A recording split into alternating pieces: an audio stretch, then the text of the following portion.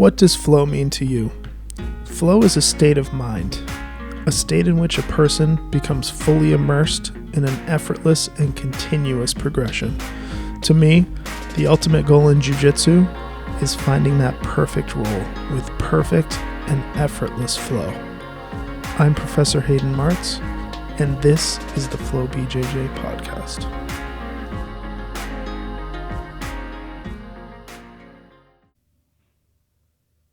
Hello and welcome to the Flow BJJ podcast. Today is episode 21. I am here with Hayleigh and Sandy, and we have a special guest from OCBJJ, Roll Bliss sponsored athlete, former Fight to Win purple belt no-gi champ, IBJJF no-gi pans silver medalist, IBJJF no-gi world champ, and currently number 6 ranked female grappler at 145. Jaidyn Mueller. How are you doing, Jaidyn? I'm good. How are you guys? Doing good. Jaidyn. Thanks for having me on. I'm excited. So are we. So I kind of wanted to start like right at the beginning. So when did you start training jiu-jitsu? Well, I started training in martial arts when I was 4. I started in Taekwondo, and then I moved to karate when I was 8, I believe. I got my 3rd degree black belt in karate, and then I started training in jiu-jitsu when I was 10. So I've been doing jiu-jitsu for 11 years now. And then that's when I started doing, I was doing Muay Thai and wrestling, and judo kind of throughout that next 4 or 5 years. And then I just fell in love with jiu-jitsu, and so now I'm purely jiu-jitsu. Awesome. What was different about jiu-jitsu that made you like it so much? It was funny because I never really had a huge love for jiu-jitsu. Striking at first was my original love. And then once the Fight to Win cards started happening, I just started competing on those a lot more. And then just something about it really clicked with me, and I just really started enjoying the technical aspect of things, and I just fell in love with it. Awesome. Yeah. So what academy, you were originally from Colorado, is that right? Yeah. So what academy did you start at when you were young? I was training at Catharo Jiu-Jitsu in Littleton, Colorado under Steve Hordinsky. And then I moved to train at Factory X under Mark Montoya for a while, and that's when I was doing striking and stuff like that, and I was on the pro fight team, so I was doing a lot of training with people in the UFC and Bellator and stuff like that, and then I ended up going back to Catharo for a few years before I moved out to OCBJJ. Awesome. So the transition from training in Colorado to training with Tom at OCBJJ, prior to going there, what was it about Tom, and how did that all come about for you to move halfway across the country to train with Tom? Well, I've always really admired Tom. I've always been a huge fan of his game, and I just always really thought he was a great person. And I had a match on a Fight to Win card that I ended up losing. It was a title match. And I was really upset about it, and things just didn't go the way I wanted. And that's when I kind of realized I needed to make some changes. And so I was starting to look at new gyms because I just really wanted, I wanted a different look, and I wanted to train under somebody that had accomplished, the things that I want to accomplish. And so I had a few different people in mind, and Tom was one of them. And I worked the ADCC Worlds in 2019, and I met him there, and he was so kind, and that was one of those things that made me really be like, I think Tom would be a great fit for me. And so I booked a trip out to New Jersey right after quarantine was over, and I trained with Tom for a week, and that was it. I was in love after the first night, and I was like, I'm moving here. What was it about training that first night that made you like, this is home now? Was it the intensity? Because when Tom teaches and when he commands the room, especially in his own academy, is very inspirational. Did you feel like that was part of like what you needed to excel, or a piece of that missing puzzle piece? Oh, absolutely. There was a lot of different things and a lot of different factors that played into it, but absolutely that intensity was one of them. I remember he used to line everybody up before class, and it was the first day I was training, and he lined us all up and he started giving a speech about, like, I don't remember exactly what it was, but it was something about, like, you need to rip someone's heart out of their chest, and while it's still beating, you need to eat it, or something crazy. And I just remember being like, this is amazing. Yeah, I mean, that's great. So it was so great, and it like really pumped you up. And so that was definitely one of those things. But then just like his knowledge, I could tell from, the first 20 minutes of class that he is just so knowledgeable, and he knows how to teach, and his teaching style works really well for me. And also just felt like home, like the environment was just really comfortable, and the people were amazing. And so it was just kind of a big combination of everything. So prior to starting at OCBJJ, what did you feel like?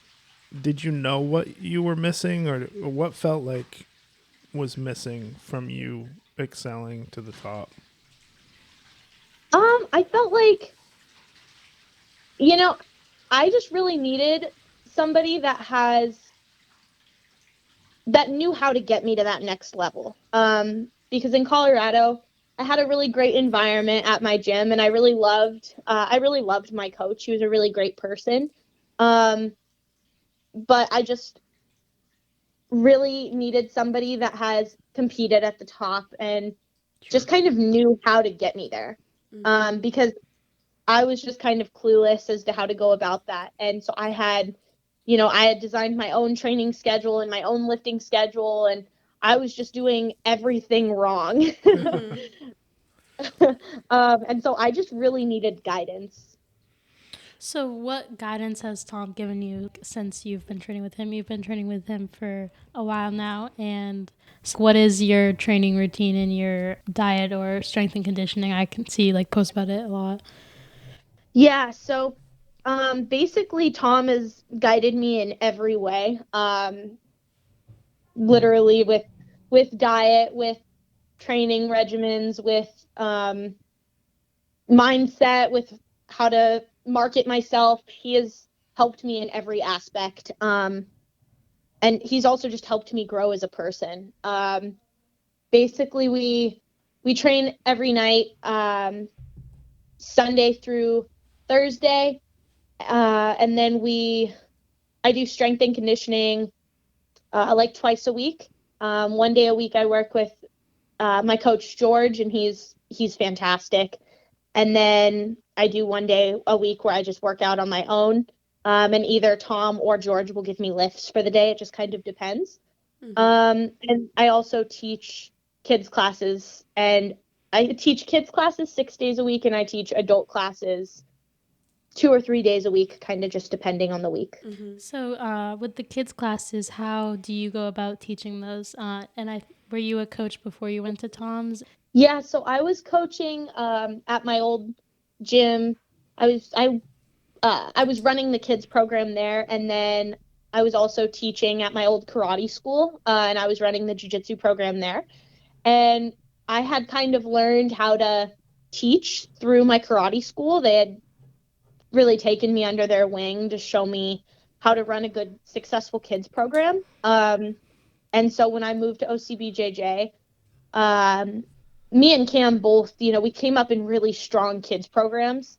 And when me and Cam moved, we took a look at the kids program, and we were like, okay, what can we fix? And we just kind of brainstormed and bounced ideas back and forth. And once Tom kind of told us to just take over the kids program, we incorporated all of our ideas slowly.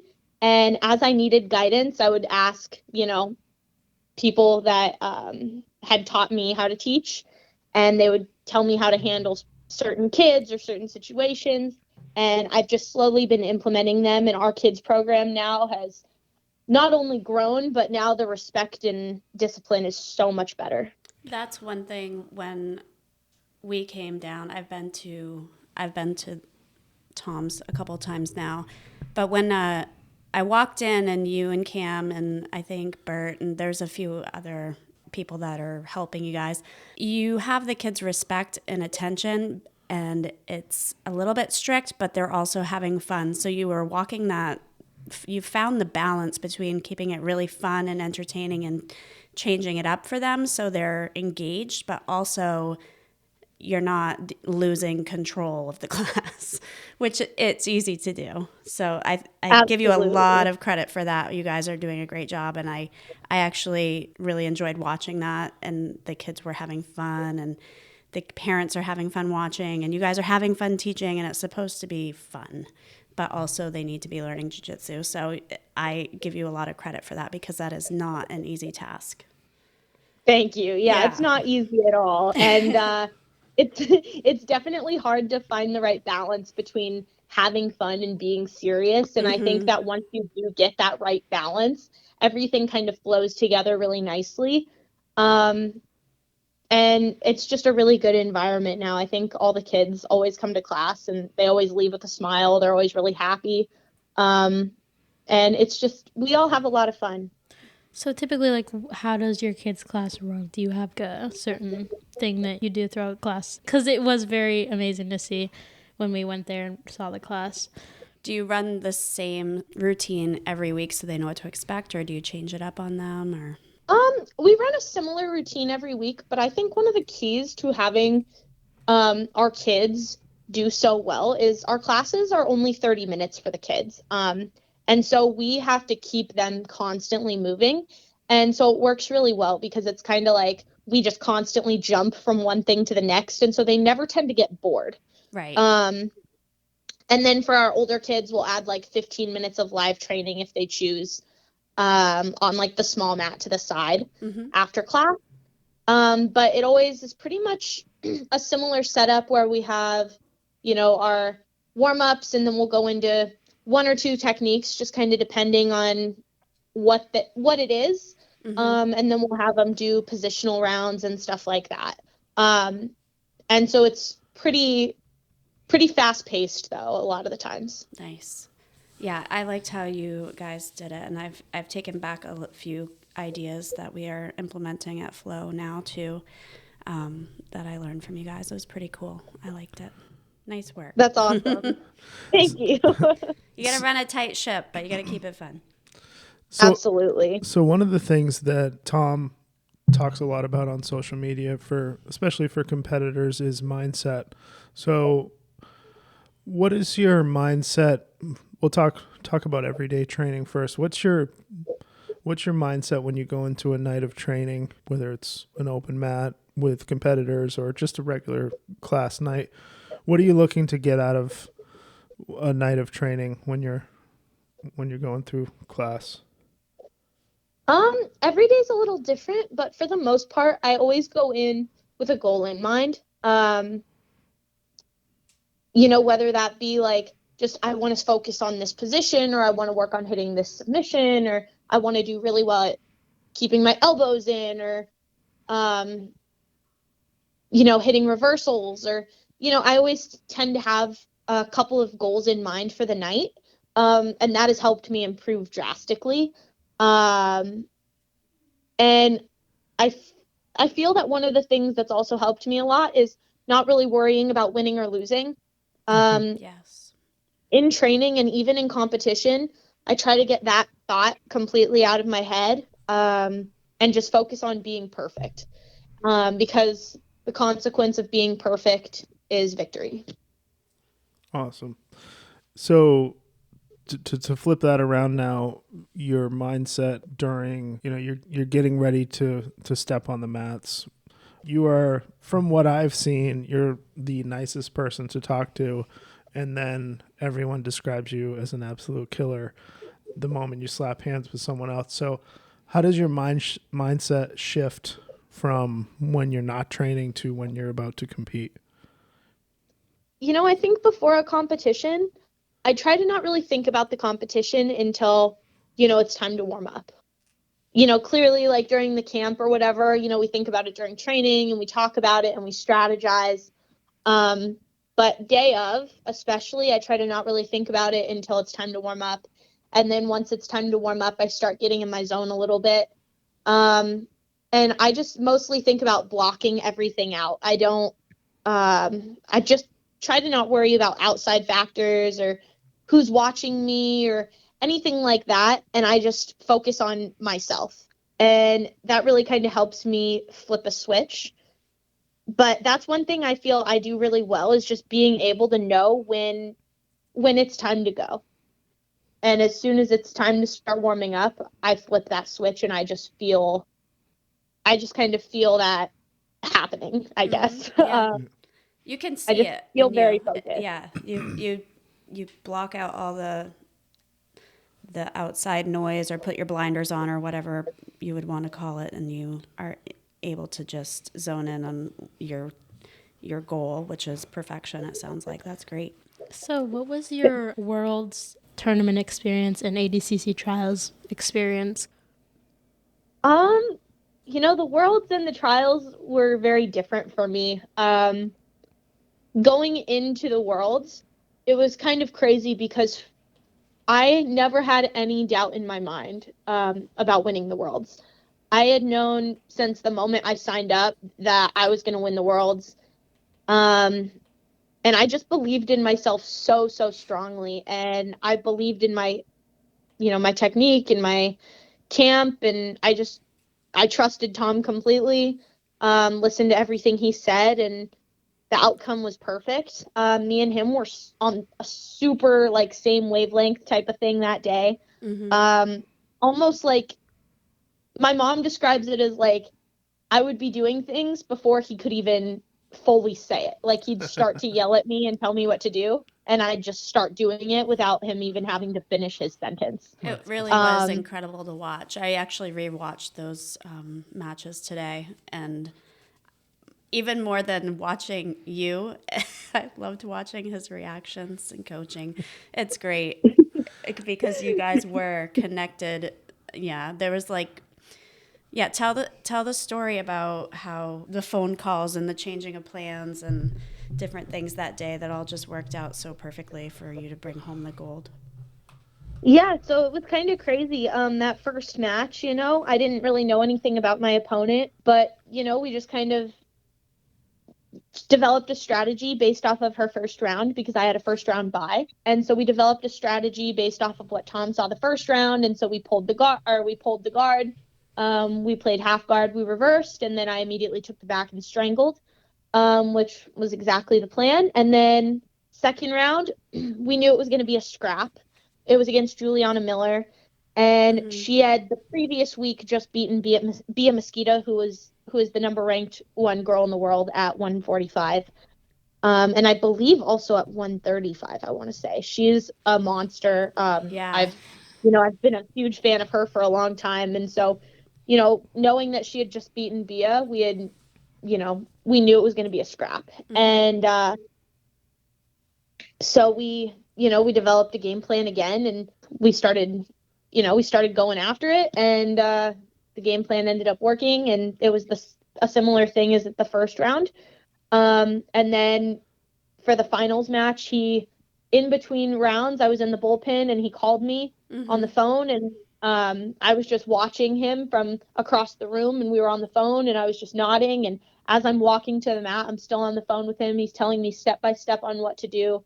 And so we ended up going into that match, and it worked out perfect, and we couldn't have game planned any better for that day. Yeah, and it was all documented on Flow Grappling, which was so cool.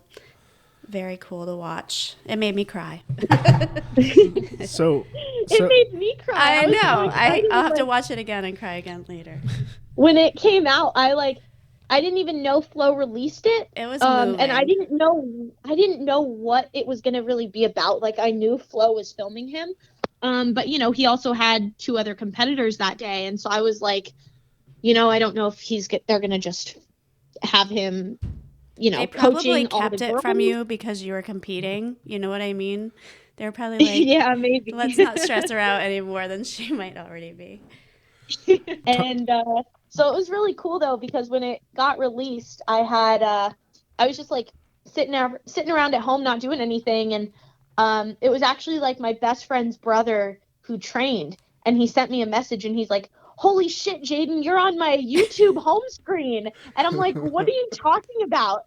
And he sends me a picture and it's the flow grappling video, and I was like, "Oh my god." And I texted Tom and I was like, "The video's out, I can't wait to watch it." And we watched it, and it was just really, really cool to like relive that experience and have that in such high quality video. Yeah, I mean, my word, that was incredible. We were all cheering for you. So cool.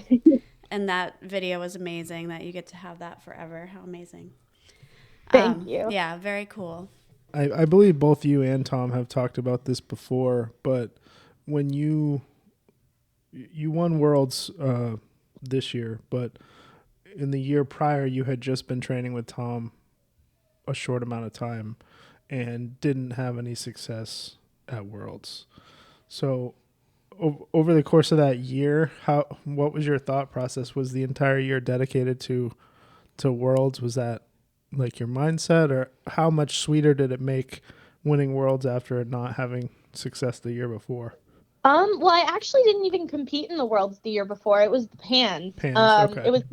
It was the gi pans, actually. And I don't really do the gi that much. And so when I told Tom I wanted to compete in the gi pans, he was like, "All right, like, I respect that." So we did a camp, and I did get submitted that first round at the pans, and it was really devastating. But we came back, and the year was just focused on improving. At that pans that year, I had only been training with Tom a couple of months, so I hadn't really developed a half guard yet. I just wasn't really like comfortable yet. And I was just kind of fixing a lot of like the major problems in my game at the time. And over the next year, we just really focused on improving everywhere we could. But, obviously there was an emphasis on the half guard. And I had zero half guard before I moved to Tom. I had no idea how to do any like simple reversal. I really had no idea how to pass well from there. I would just kind of freeze anytime I got in the half guard, and now it's like one of my go-to spots. Like I am just so comfortable there. And so when I was able to win the Worlds exactly 1 year later to the day, it was like so rewarding, because you'd been through a lot that year too, didn't you go through a few like health problems, and you really you fought for everything that you earned, definitely. Yeah, so exactly. You had some struggles. Made that so much sweeter. Yeah. And to be able to come back so strong too was just amazing. Yeah, you dominated. You did great. Thank you. So what are your thoughts on your ADCC trials experience on West Coast Trials? What are your takeaways from that? Or can you describe your matches, or how it felt from like going through like day one, your first match? Were you really nervous, or were you already in like just totally believe? I mean, training at Tom's and the intensity that you train at, I feel like going into any competition, you have a certain confidence in yourself because of the work that you put in on the daily basis. That must be really good.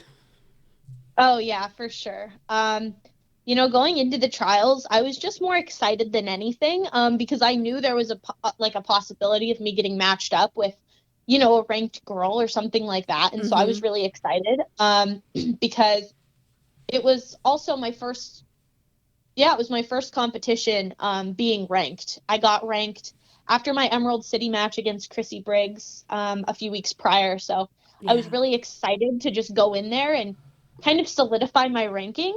And was that your first brown belt competition as well, or am I missing? Emerald City against Chrissy was. Okay, yeah. Yeah, so I was just really excited to solidify my ranking and to hopefully get some good matchups. This year it was more so for the experience. And if I was able to go in there and win the whole thing, that would have been amazing. But it was mostly for the experience. Our real focus is the trials in 2 years. Then that's the trials where we're going to win. And there's no doubt in my mind that we're going to win. Oh, yeah. And so I was just excited. And my first day, I got to the venue. And I just remember just feeling very comfortable. I didn't feel nervous. I didn't feel worried. I just felt very calm. And I generally am when I compete. It's pretty rare when I start to get nervous. So I just felt really good. I knew first round I had a black belt, and I believe she used to be a bodybuilder or something like that. And so I figured she would be strong, but I really didn't know much about her game. And so Tom, just was like, pull guard, and he was like, actually, you can wrestle a little bit if you want. And then, a couple minutes in, if you want to pull. Mm-hmm. So that's what I did. I wrestled since I wasn't really able to get a takedown. Yep. Yeah, and there's no points the first 3 minutes anyway. Right. I ended up just sitting guard, and then I was able to get a really good reversal from deep half, which got me points, and so I was able to win my first round off of points. And so I was on to the second day, I was on to the second match of the day, where I had a match against, I believe she was a purple belt, and I didn't know anything about her, but I was able to get a takedown that round, but it was like 30 seconds before points, so I didn't get any points for it, unfortunately, but I hit a really clean snatch single. Nice. And then just kind of played top half from there and was able to pass and get my points, and moved on to the second day. And my second day, actually in the first round of the first day,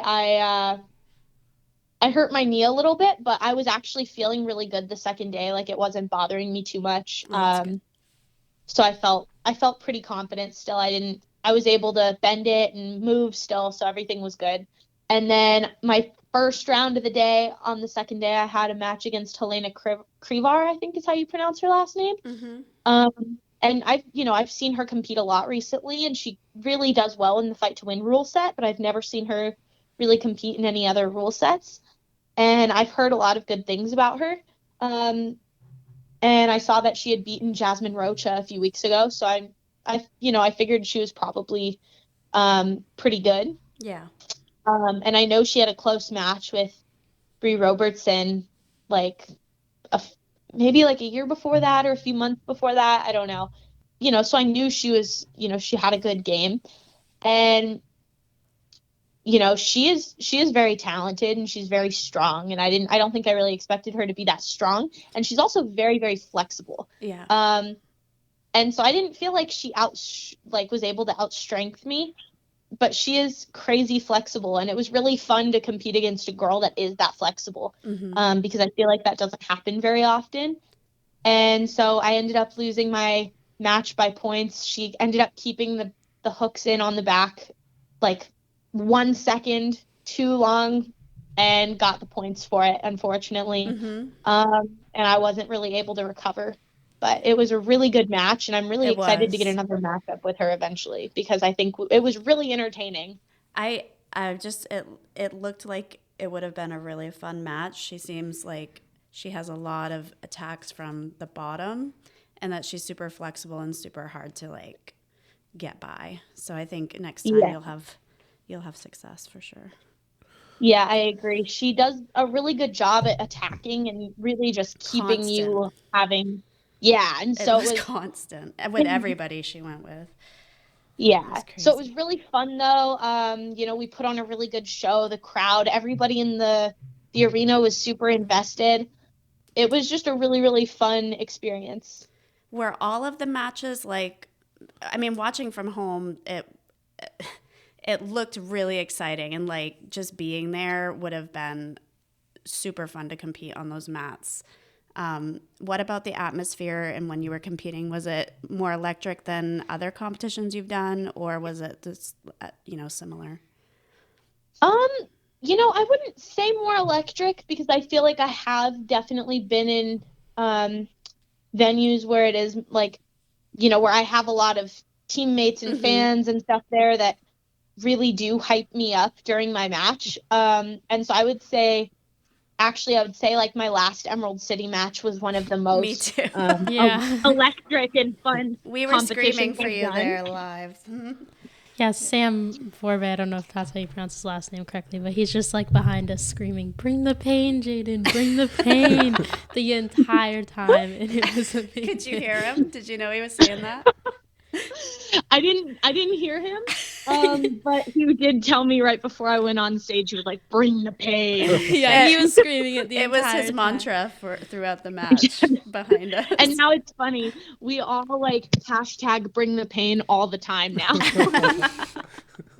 That was a phenomenal performance too, by the way. The whole thing was just dominant start to finish. It was awesome. Thank I watched you. it again this afternoon. I'm like, jeez.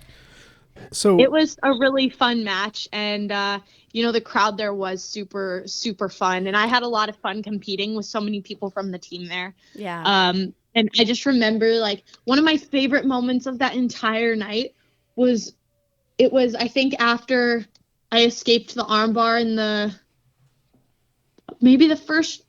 think it was the second round of overtime. When I escaped the armbar, and I just remember I escaped, and right when I got out, I made eye contact with all the guys from Montgomery, so like Manny and Nat, and they were like screaming, and they were like, "Let's go!" And I just like made eye contact with them right at that moment, and I stood up, and I was so hyped up, they gave me like this extra energy boost that I needed, and I just loved that moment. That was so good. That was such a fun night. So, Ocean County dominated that night for sure. That was Tom's incredible. We students. did. I was so impressed with everyone. They did a fantastic job. Yeah, it was awesome.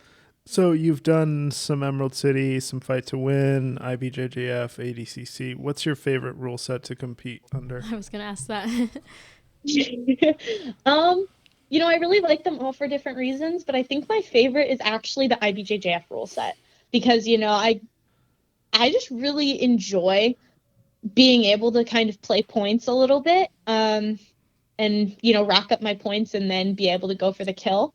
And I know it's kind of a controversial subject, but I do like advantage points. Tom was actually just talking about it tonight, and it's like an advantage point is basically like the halfway point in between where you're supposed to be anyways. And so to get an advantage point, it's like you're doing the right things. You're flattening your partner out. You're getting a close submission. And sometimes those are what you need to win your match. And that's how I won my finals match. Right. Especially at the higher levels, things are so close that those are more and more important the higher. Yeah, I feel like the higher the level of competition is, the less likely submissions are. So then there are times where you just end up watching a lot of back control over time, which doesn't tend to be very entertaining. Yes, exactly. But I do have a lot of fun in every rule set, and I enjoy them all for different reasons. I do really like the EBI overtime rounds just because I know that if it does go to overtime, I'm really confident because my back control is very, very, very strong. And, I think the Fight to Win rule set is really fun just because it does give you the opportunity to go for a lot of submissions. And, if you end up on bottom, it's not the end of the world because as long as you have more submission attempts, you're going to win. And, the ADCC rule set is just entertaining in general. It's wrestling heavy, and it's kind of like a good combination of both in a way. I think they're all great rule sets. Do you like wrestling from the feet to start matches, or do you prefer to get to guard right away? I think it really just depends on the opponent. For certain people, I do really like to wrestle, whether that be to actually go for the takedown or just try to get somebody to take a bad shot. And certain times I do prefer to pull immediately, but it just really depends on the person and how we strategically go about the match. Gotcha. So I think it was either the first or second day of trials. I'm pretty sure you wore your finger guns rash guard. I didn't know if you wanted to share that story on here or not. Oh, I would love to share that story. Okay. So This is why my cheeks hurt after we had dinner, because you had me laughing like so much. Take it away. Definitely one of the most embarrassing moments of my life. I would say it's probably the most embarrassing. I had a massive crush on Nicky Ryan for a few years.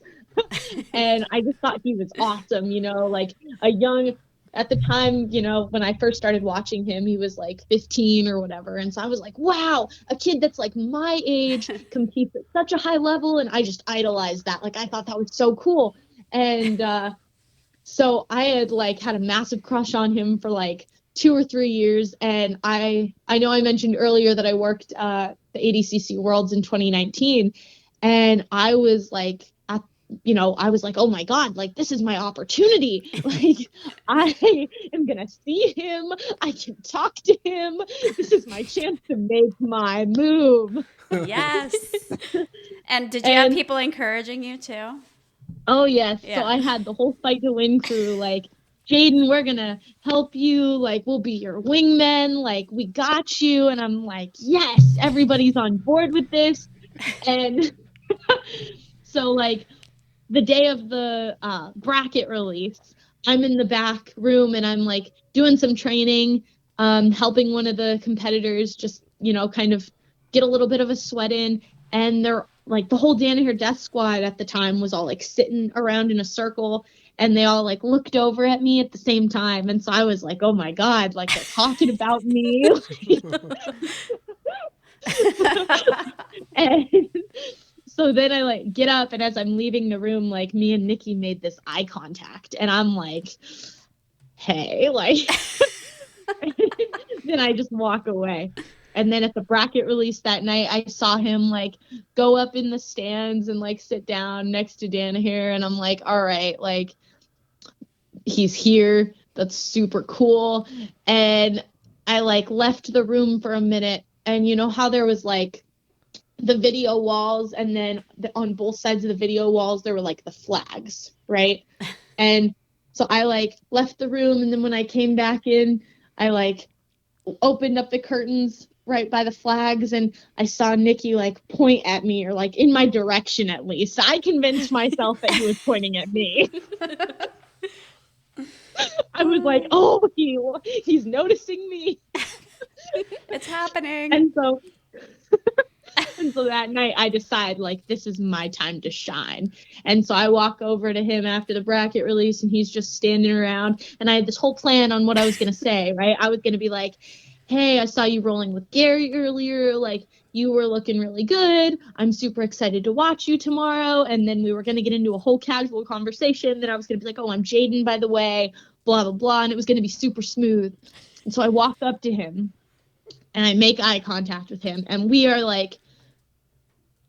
just stare at each other, and I just forget everything I was going to say. And I stand there for a good 7 seconds and just stare at him. And then I finally get words out of my mouth, and it's, hi, I'm Jaidyn. And he's like, hi, I'm Nicky. And I was like, you know, I saw you rolling earlier and with Gary, and you know, you're doing really well. I'm excited to watch you tomorrow, you know? And he's like, yeah, thanks. And he's like, I'm going to go eat. I'm hungry. And I'm like, okay, bye. He's like, bye. And so he leaves. And then the next day I'm like, you know, that whole night I'm like, I blew it. Like, that was my opportunity and I blew it. And so I'm like, you know what? The next day I'm just not going to see him. And then I'll talk to him after. And so he competes, and then I think he lost like his second match on the first day. And I just remember being like, oh my gosh, like, what if he's not here tomorrow? Like, I have to talk to him today. And and so I don't see him the rest of the day, and I'm freaking out. I'm like, oh my God, like, he's going to just remember me as that super awkward girl. Like, I need to redeem myself, and I just don't see him anywhere, and I'm looking all over the place, and finally, like, the day's over, and I'm like, that was it. That was my opportunity, unless I see him tomorrow. And so then I'm like walking around the venue, and I end up seeing him. And, me and my friend that I was with, we end up going up and start talking to him. And, I'm not saying anything. I'm just standing there like super silently. And they're just, kind of having a casual conversation. And then we walk away. And I thought he was going to be like my wingman. Like, he was making it seem like he was going to help me out with this. And so when he just walked away, I was just like awkwardly standing there, and I just like wave at Nikki, and then I turn around and walk away. And I'm like, what the hell? Like, and so I get probably a good 8 to 10 feet away from him. And I get this burst of confidence out of nowhere. And I turn around and I look at him, and I'm like, hey, if you're not doing anything later, like, you should hit me up. And he's like, okay, cool. And I'm like, cool. And then I'm like, oh my God, I didn't expect to get this far. And so I just like awkwardly start like looking around, and I'm like, and then I'm like, cool. Find me on Instagram. And then I hit him with the finger guns and the double snap. And then I turn around and I walk away. Oh my gosh. My friend that I was with looks at me, and as soon as I turn around, his jaw drops, and he's just like, oh my God. And then he's like, did you just hit him with the finger guns? And I'm like, yeah. And he's like, and the double snap? And I'm like, yeah. And he looks at me, and he pats my arm, and he's like, you blew it, Jay. That was it. So the real question is, does he follow you on Instagram? No, he does not. And I'm waiting for the day. He forgot. Gordon does, but Nikki doesn't. And it was really funny because I saw him at the trials, and I was like, I'm gonna wear my finger guns rash guard on one of the days. I have to. And I was like, you know what, I'm gonna wear it on the first day. And I didn't see him at all the first day. I mean, I saw him like across the room one time, and that was it. And so I don't think he even saw it. But then the second day, like literally I'm sitting on the side of the mat, like moving around right before I was about to get on to fight Hayleigh. And the entire B team walks in front of me in like a line, and Nikki walks by me, and we make this like super awkward eye contact. I'm not even in my finger guns rash guard. I'm in my cow fit, and we just nod at each other. And you should have hit him with the finger guns. Walked away. I wanted to, and then I froze. Does he have any idea? My plan was to hit him with the finger guns, but I was not expecting that in that moment. And it like took me out of my zone for a minute, because I was like, oh my God. And when he smiled and nodded at me, I was like, oh my God. Does he know the story and that you got these tattoos? What do you think? I don't know. I think somebody's going to tell him now. I don't know. If someone did something like that to me, like, I would remember that. Oh my goodness. But yeah, then I did go and commemorate the most embarrassing moment of my life with a finger guns tattoo. That is awesome. I can respect that. Do you have any other tattoos that are silly like that one, or are they all meaningful? I do. No, the majority of my tattoos are really silly. I only have like 2 that are, or I actually only have one that's like, a good meaningful one, and it's of my dog. And then the rest of them are just kind of crazy and out there. I have a whole foot dedicated to the Karate Kid, and they're all very low-key Karate Kid tattoos. That's amazing. That's awesome. And there's a quote, like they're all based on different quotes. So there's like, take a worm for a walk week. And so I have a worm on a leash. There's the she buries Judy quote, and so I have a gravestone that says R.I.P. Judy. There's the quote, watch out for falling coconuts, and look at those palm trees, damn.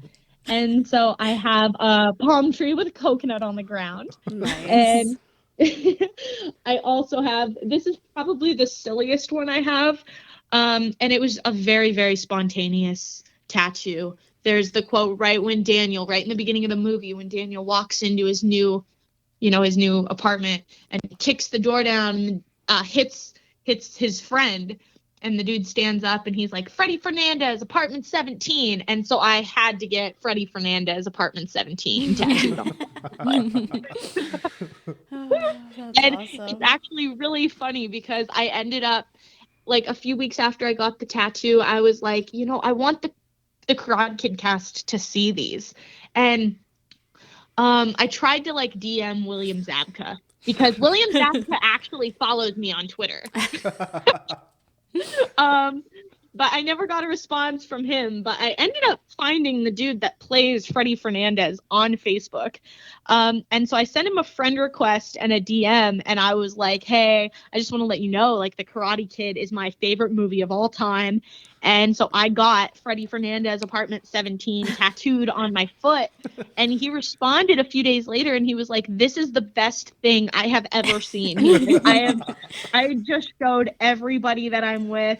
I am going to show everybody this for the rest of my life. He's like, I am going to send you a free Makin' Bacon t-shirt, which is the t-shirt he wears when he says that quote. And he's like, I'm going to send you a free signed Makin' Bacon t-shirt. And, I just think this is the coolest thing ever. And so, a couple weeks later, I get a signed shirt in the mail with a cute little note. And it's the best thing in the whole world. I just love it. So... yeah, my husband, I hear when he was a kid, he loved Karate Kid and had it like memorized and did all the moves and stuff. Sad but true. So do you like the original one or some of the remakes they've done? Oh, no, the original one by far is the best one. So you and Hayden would have a lot of fun reminiscing. Yes. If he gets a foot covered in these too, Jaidyn, I'm calling you. Perfect. Great. Now I need to get a Karate Kid tattoo. Oh gosh. You do. That's you need great. to catch up. That's awesome. So today I saw a video I hadn't seen of you before, Jaidyn. Oh. I hadn't seen your walkout video before. You haven't seen I it. hadn't seen it, and today I was like, I went on and searched your name on Flow Grappling, and it was amazing. So who filmed that for you? Who filmed your top ramen video? It was amazing. I had my dad film an entire ramen music video for me one day. Because I challenged my friend Troy, who he used to work for Fight to Win also, and he was considered the king of walkouts. And so I told him, I was like, on the next Fight to Win card that we're both on, I challenge you to a walkout battle. And he's like, okay, cool. And so I got super serious. And so I told my dad, we're filming this music video. Yeah, you were in it. Oh, yeah. And so I found this song called I Love Ramen Noodles, and we went out and we went to Sam's Club and we went to the park and did all this really great stuff, and just filmed this entire music video. And then I ended up giving it to Seth before my match, and I was like, you're going to play this on the video wall and you're going to play this song. And I ended up wearing this entire ramen noodle outfit. I had ramen sweatpants and a ramen hoodie, and I filled up a backpack entirely full of ramen noodles, and I walked out and I threw the ramen noodles to the crowd, and everybody got a kick out of it. It was by far the best Fight to Win walkout in the history of Fight to Win. I had no idea. It was, I mean, I'm so sad I hadn't seen it before this, but I'm glad I've seen it. Now I have to go and research. Did he do one that same night to challenge you? He did, okay, but I gotta go watch that. It wasn't his best, I don't think. He's done some pretty good ones, but nothing has touched the ramen noodles, and nothing ever will. This is a challenge I have not to everybody seen this, competing on and Fight I to am Win. absolutely going to go watch as soon as we're done recording. It's amazing. So your coach and your team were wearing ramen sweatshirts too? Yes. Yeah, so it was you had them all in on it. My two coaches, yeah. That's great. So what's your favorite ramen? Oh, I'm a classics type of person. I like the chicken ramen. I agree. I think the chicken ramen is hard to beat. It was cute. Emil Fisher is known for some pretty crazy fight to win walkouts, but I don't think he's ever shot his own music video. No, it's he pretty hasn't. good. I'm like, is that Jaidyn? I had no idea what I was watching. I'm like, oh my word, I can't wait to talk to her about this. This is great. Awesome. Oh yes. After that walkout, me and Emil were we were in a Facebook battle for a few weeks because me and him were just going back and forth, talking shit to each other because we both think our walkouts were cooler. And, I got to say, nobody sided with him. Yeah, no. That was awesome. What do you have coming up next? What are your goals over the next year, 2 years? You mentioned ADCC trials in 2 years, but what are your goals over the next year? Over the next year, I'm definitely planning on competing in the Pans and the Worlds this year. Those are going to be in October and December, and I'm going to win both of those for sure. I'm really excited to go out there and win both in the same year, my first year at brown belt. And I want to get double gold at both. I want to win absolutes at both. So I'm super absolutes pumped that you about that. just did, how did you place in that absolute? You did really well, didn't you? Yeah, I did pretty well. In the absolutes, I ended up placing third. Mm-hmm. I had pulled my first round and was able to pull off the win by points. Mm-hmm. And then second round, I pulled Chrissy Briggs, actually. And I was able to win the second round by points. And the third round was a girl that was definitely outweighed me. And she was quite a bit bigger than me. Mm-hmm. And she ended up winning that one by points. And that was the only match I had given up points at that entire Worlds experience. Mm-hmm. Yeah. No, that's awesome. Sorry I interrupted you. You were talking about this year's Worlds and at brown belt. Oh yeah. I'm very, very excited about the Worlds though at brown belt and the Pans. And then, over the next, year or 2 years, I just want to fight everybody and anybody. I want to compete against the best in the world. I want to compete against the girls that are in the top 10 rankings. I'm definitely looking to get matches again with, a few people. And that was going to be my next question actually for you. Not that we're calling anyone out here, but who are some of the people that you would like to fight? I would really like to get another match with Hayleigh at some point. And I also I really want to get a match with Amanda Leve once her leg is better. Of course, I hope that heals because she's an amazing person. And I'm definitely though excited to compete against her.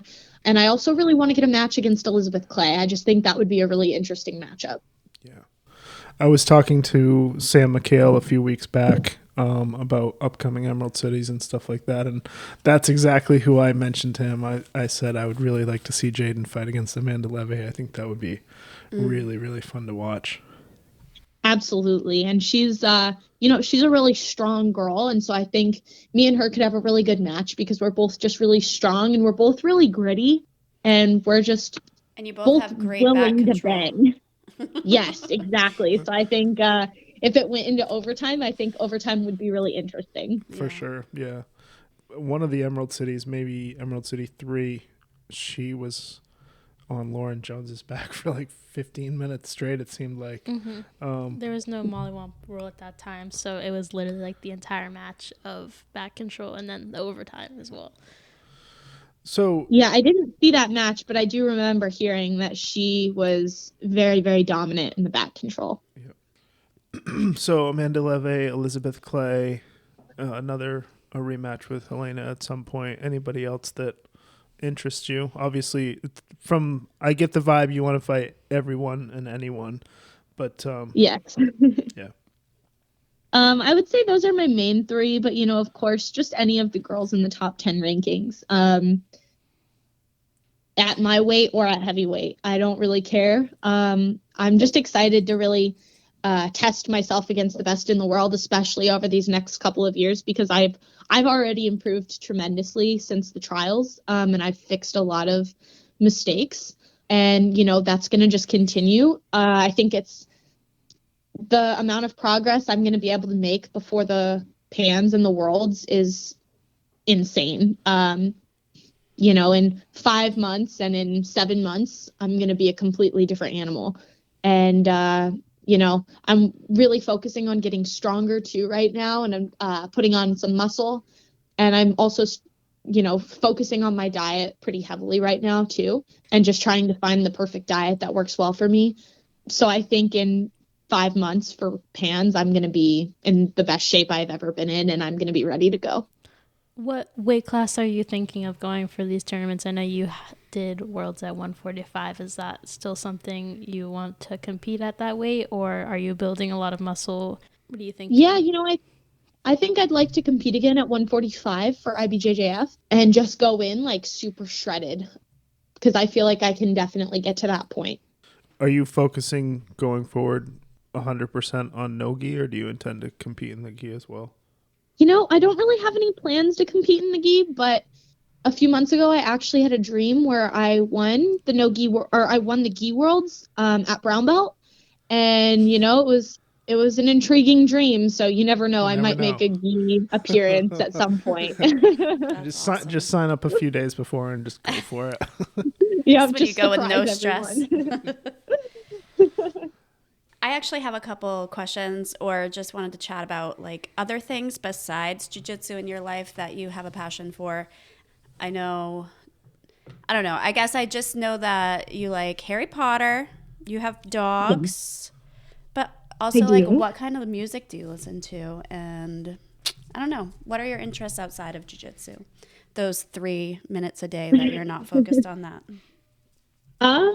Yeah, I do really like, hanging out with my dogs and going to the beach. One thing I'm getting super into lately is learning how to play the guitar, actually. Awesome. When I moved out to New Jersey, I didn't really know anybody, and I was kind of still looking for an apartment and stuff like that. And so I actually moved in with Gary Conan's mom and stepdad. Oh, that's awesome. And so me and Cam, we lived there for, I think, about 6 months. And Gary's stepdad, Ron, plays the guitar, and he is just incredible. That's awesome. And so, when we first moved in there, we were learning, and he was teaching both me and Cam a lot. And, but I didn't really get super into it until I actually moved out.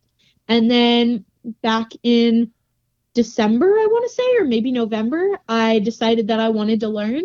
And so I called him one day and I'm like, Ron, I really want to learn how to play this song. And he's like, you know what, let's do it. And so pretty much every week since then, we've been meeting and practicing. And now I'm to a point where I'm pretty much playing that whole song on my own to the beat and everything. And we're starting to learn other songs and stuff like that. And I'm improving really fast in that also. And it's kind of funny because he tells me the same stuff that Tom tells me a lot. Like, you listen so well and you're so coachable. That's so cool. This is not a song for Nikki, is it? No, it's not. Oh my word. But it's it totally is, I can tell. I'm just kidding. What? No, I said it is, I can tell. No, just kidding. That's really cool, Jaidyn. It's not easy to start something new like that, and just like when people are starting jiu-jitsu or anything, it's not easy at first, and just trying new things is awesome because that helps you grow as a person. For sure. It's been a lot of fun, actually, like challenging myself in a new way too. And I'm having a lot of fun with it, and I really enjoy spending time with Ron too. It's just been really fun. That's awesome. So last question for me. I don't know if the girls have any more questions, but if you have a 13 or 14-year-old girl with aspirations of, being a world champ someday, what do you say to a girl like that? I would say my main thing would just be show up every day and keep training. resilience goes a long way. And a lot of the times it's the people that can be the most resilient are the people that are gonna succeed. But I would also say be coachable. I would say that's my biggest thing as to why I've been able to learn so fast and progress so fast over the last couple of years, especially, is just being so coachable and listening to everything that Tom tells me in every aspect of things, whether it just be like life or mindset or just jiu-jitsu. I just listen to everything and I'm super open to learning. Yeah, awesome. You have to be really humble and able to take, it's not criticism, but some people take coaching as criticism, and if you're that type of person, you're not going to make it very far. So if you know someone has their best interest and they're giving you advice, it makes such a big difference on your growth. So that's really cool. 100%. And that's, like I said, that's been the best thing for why I've progressed so fast. And I do really trust Tom, and I admire Tom a lot. And so I think that helps a lot too, is just when you have somebody that you are able to trust so fully, that you just care for so much, them telling you to do things, it makes you know that you should do them. You know what I mean? And especially with somebody so successful like Tom, like I know if I listen to him, he's going to tell me exactly what to do. Like he's not going to steer me wrong. Right. Yeah, because he's been in every situation that you're heading into, and he has your best interest at heart, and that's an awesome spot for you to be in. That's great. And all of his students, and us too as an affiliate, we're all very fortunate. Absolutely. So I remember seeing your story, and I remember that you're going to be going to Costa Rica with us. We're leaving on Tuesday. She's not going with us. I know, but she's going, and we will see you in Anyways, how excited are you for Costa Rica? Oh my God, I am so excited. All I've been thinking about since I left is going back to Costa Rica. Same. And when I came back last time, like, I didn't bring enough coffee back with me. I've been like savoring my coffee that I brought back, and I've made like 2 bags last this whole time, but now I'm coming back and I'm bringing 6 bags of coffee. And I didn't even think about bringing coffee back. That's a great idea. Oh my God, there's a shop there called Breaking Bread, and it's Breaking Bad themed actually. And it is the best coffee I have ever had in my entire life, and I have been dreaming about it, and it's one of the first things I am doing when I get to Tamarindo. I am just so excited to get some coffee and go to the beach. Yeah, we are excited to be down there. We're bringing Hayleigh and Meg for their graduation gift, so you'll have to beat them up while they're down there. They'll be wanting you to.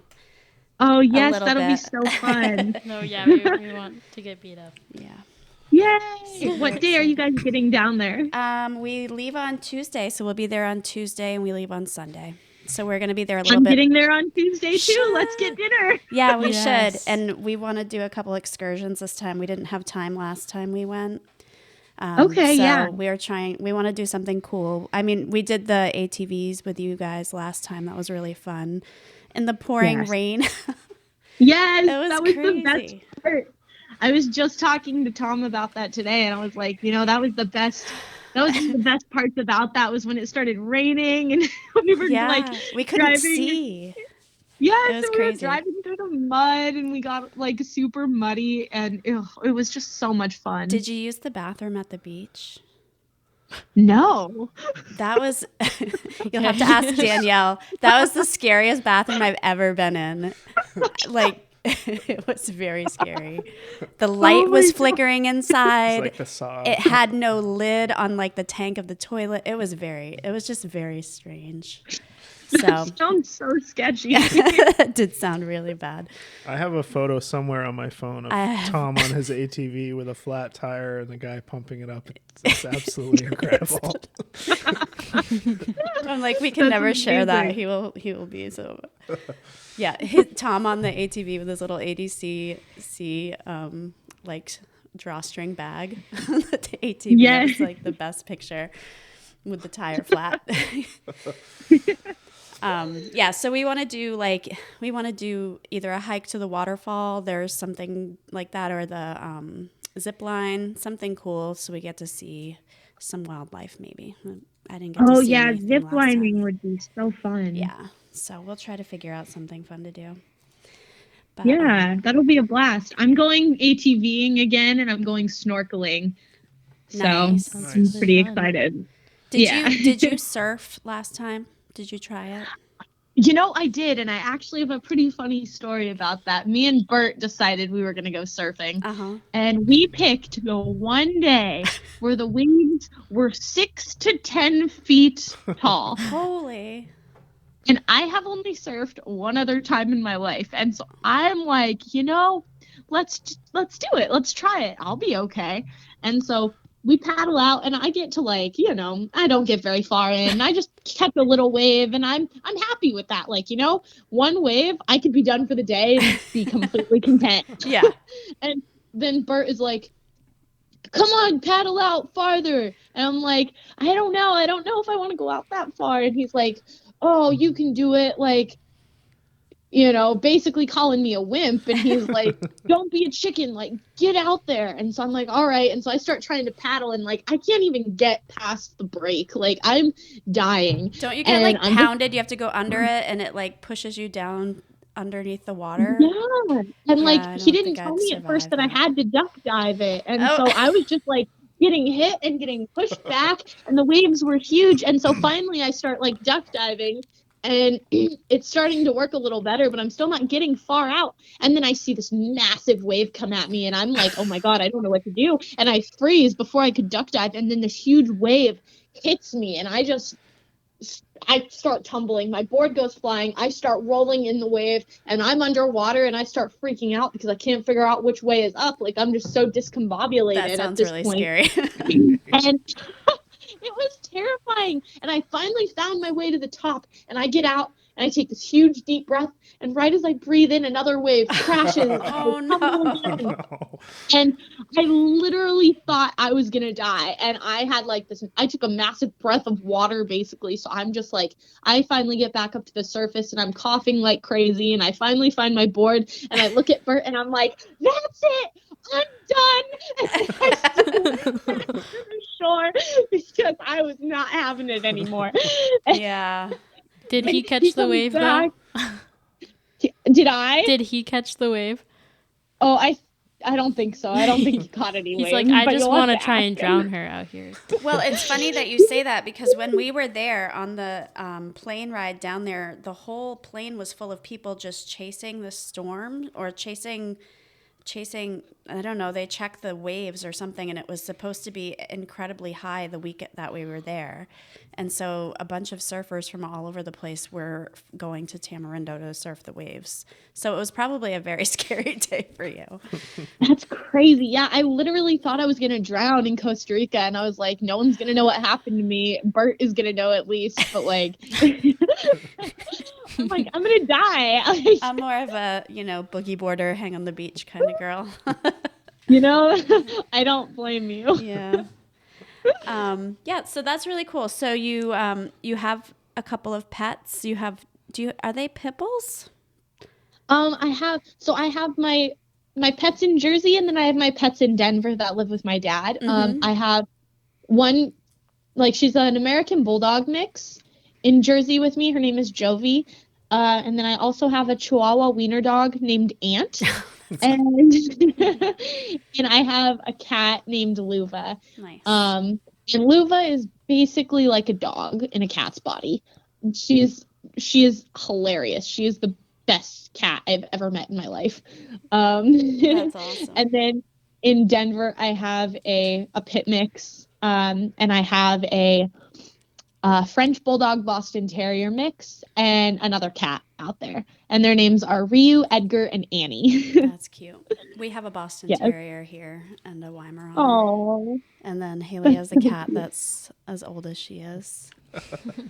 Is she still hanging in there? She's like a football with legs. Yeah. Oh. Yeah, she's cute. But. All right, Jaidyn, before we wrap this up, why don't you go ahead and shout out any sponsors that you have and let everybody know where they can follow you on social media. Awesome. Yeah, I just, I want to say thank you to my sponsors, Roll Bliss, Red Bowie CBD, Ground Shark Coffee, and also the Pliable by my house started sponsoring me. I was wondering about that. I couldn't tell. Pliable. I was like, oh my God, she's sponsored by Pliables. Yes. So what do you get from Pliables? Do you have to wear them on your rash guards, or how does that work with your sponsorship with them? Yeah, I'm definitely going to put them on my rash guards, but I'm also going to, just shout them out a lot, and they give me money for Pliable every month. Hey, so that's amazing. It works out because that's so much, like, all the money I basically spend eating out, half of that is Pliable at least. I don't blame you. It would be us too. I spent so much money there. I wish there was one here. It's literally the best thing ever. It's so good. So that's your diet plan with your lifting and jiu-jitsu. Okay, nice. Yeah, and then you can follow me on Facebook or on Instagram. My Instagram is Jaidyn_Mueller. Awesome. Well, we appreciate you coming on the podcast, Jaidyn, and we will see you next week in Costa Rica. I appreciate it. I had a lot of fun. Thank you, guys. I'll see you soon. Thank you. Thanks, Jaidyn. Bye. Bye. Remember, you don't need to move fast. You simply need to move forward. Life presents all of us different obstacles. It's easy to give up. However, get up, smile, and put one foot in front of the other. Everything works out. I promise you. Tom Deblass.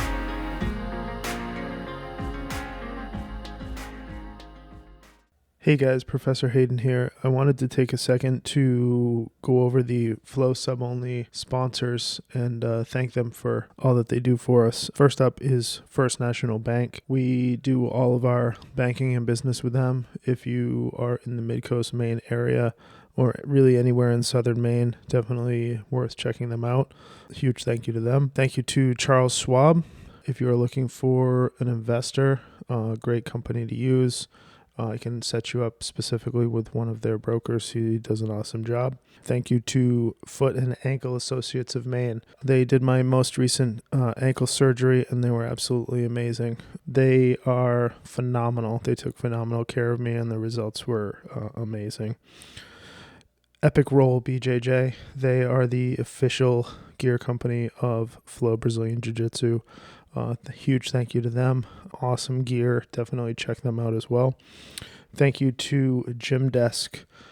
They are an amazing gym software company. They manage all of your membership dues, promotion schedules, websites, new members, everything that you need to do to operate a gym. They take a lot of the legwork out. Phenomenal system. Highly recommend them. Roll Junkie, another gear sponsor. They actually just sent me a care package. I tried the no-gi gear on last night. Absolutely phenomenal stuff. Very, very high quality. Highly recommend them as well. I'll definitely be buying some more gear from them. Flow Kimonos. They're a company that we've been using for a long time for kids and adult gis. They have super light, super comfortable gis. I really, really like their kids' gis. When you're a little kid, gis are not comfortable, and they have managed to create a comfortable gi for kids, which I really, really appreciate. Digital RX Consulting. If you are in the automotive, marine industry, anything along those lines, or just marketing in general, search engine optimization, website design, any type of online digital marketing, Nick from Digital RX is phenomenal. Just message me and I can certainly hook you up with him. He's great. Jay's Barbershop. Thank you to Jay. Phenomenal place. Highly recommend if you're in the Brunswick, Bath area. Definitely check him out. Maritime Energy. They keep Flow warm in the winter and cool in the summer. Huge thank you to them for heating oil propane company. Massage by the Sea. is phenomenal. If you are in Mid-Coast, Maine, definitely check her out. They do an amazing job. First time is $59 for an hour massage, and it's phenomenal. And then prices are super reasonable after that. Highly, highly recommend her as well.